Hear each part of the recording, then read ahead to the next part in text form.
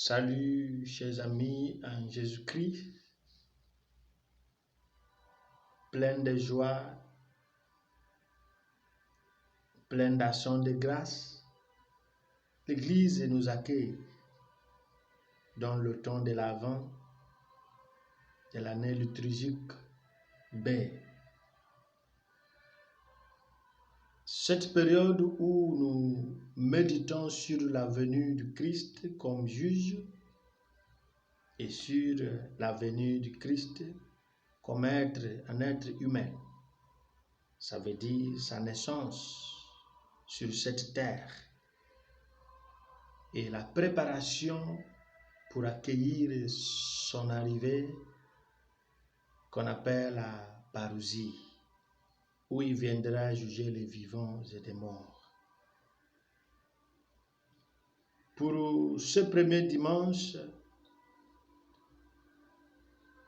du temps de l'Avent, année B, nous méditons autour de la prophétie d'Isaïe, au chapitre 63, versets 16 à 17, chapitre 64, verset 1, 3 à 8. Première lettre de Saint Paul, apôtre aux Corinthiens, le chapitre 1, verset 3 à 9, et l'évangile selon Saint Marc, chapitre 13, verset 33 à 37.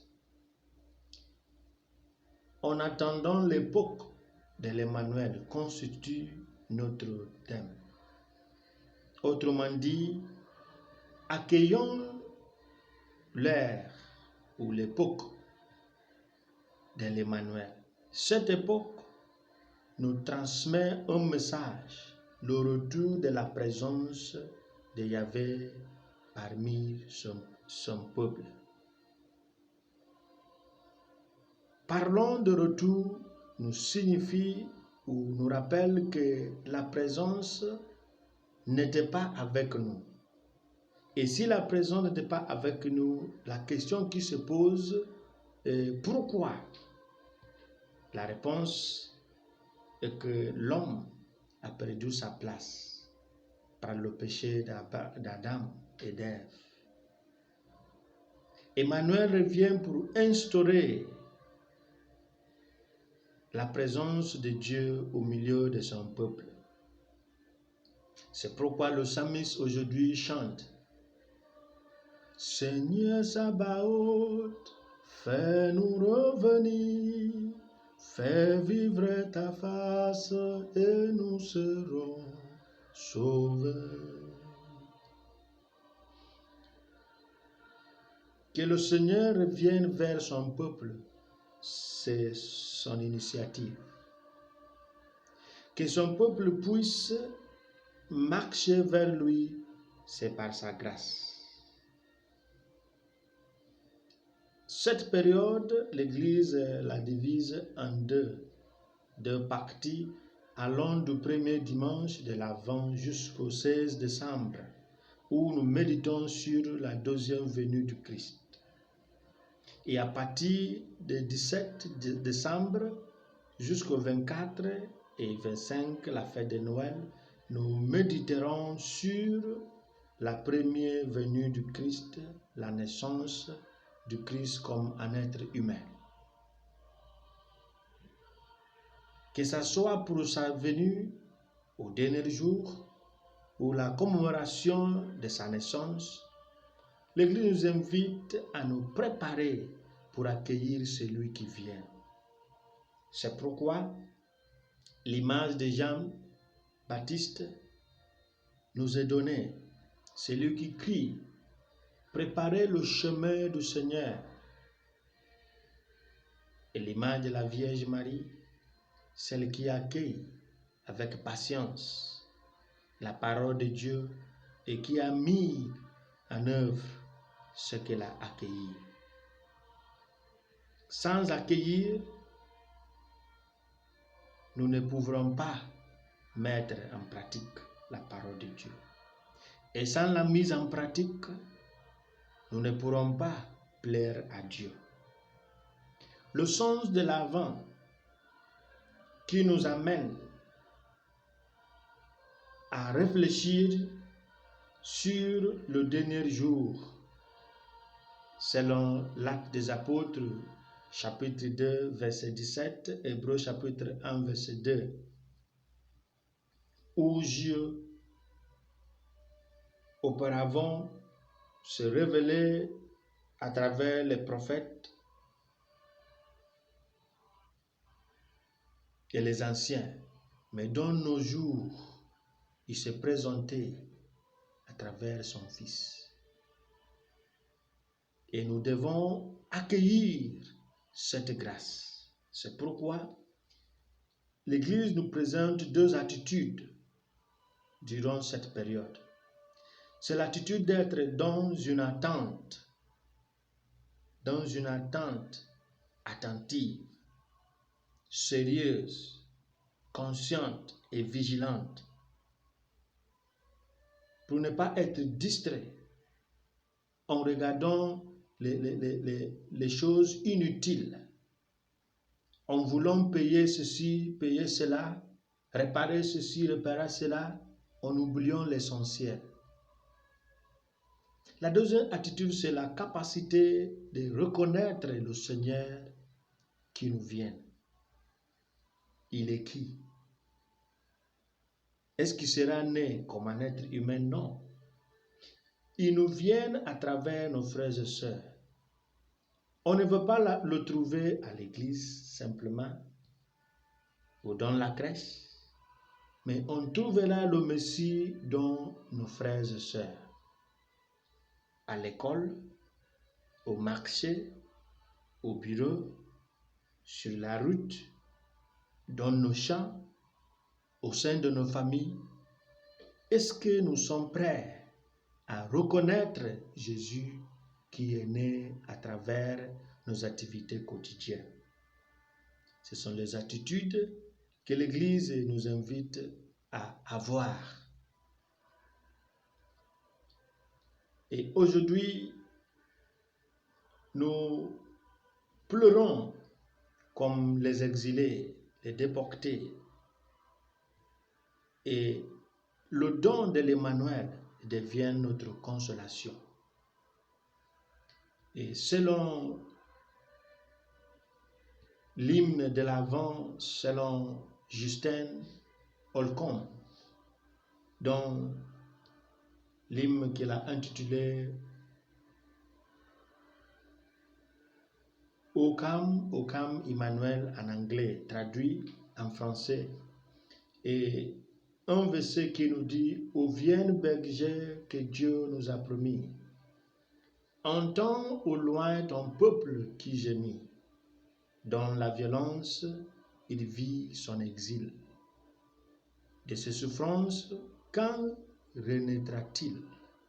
Chantez, chantez, ils viennent à notre appel, combler nos cœurs, Emmanuel. » Ce qui nous dit que nous sommes en exil et c'est le retour de l'Emmanuel qui nous fera revenir, selon le chant de psaume d'aujourd'hui où disait « Seigneur Sabaoth, fais-nous revenir, fais vivre ta face et nous serons sauvés. » Ce chant du psalmiste nous invite à comprendre que de revenir envers Dieu, c'est par sa grâce.